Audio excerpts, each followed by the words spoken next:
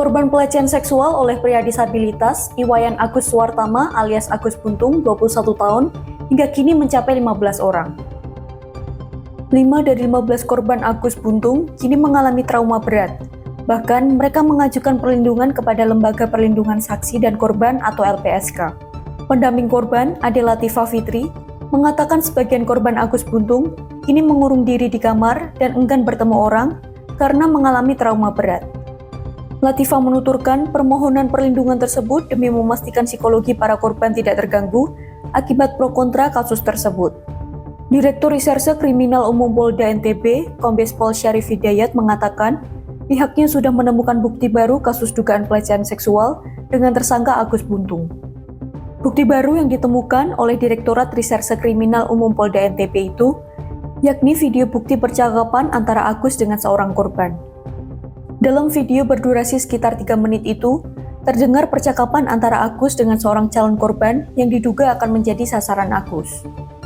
Agus dalam video tersebut terdengar lihai merayu korban dengan cara mengungkit-ungkit masa lalu korban, seolah-olah ia mengetahui masa lalu korban dengan pacarnya.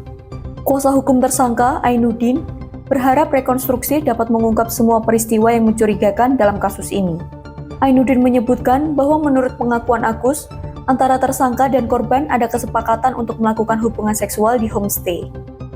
Agus mengaku tidak memiliki uang saat itu, sehingga dia berjanji akan mengganti uang korban. Namun, setelah berhubungan di homestay, Agus tidak menepati janji tersebut yang membuat korban marah.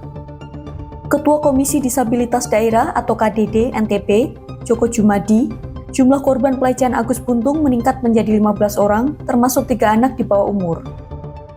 Ia menyebut Agus menggunakan modus yang sama untuk korban dewasa dan anak-anak.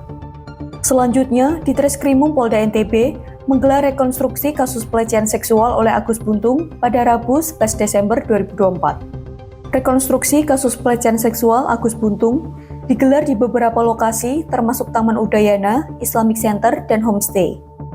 Agus ditetapkan sebagai tersangka dan dijerat pasal 6C UU nomor 12 2020 tentang tindak pidana kekerasan seksual.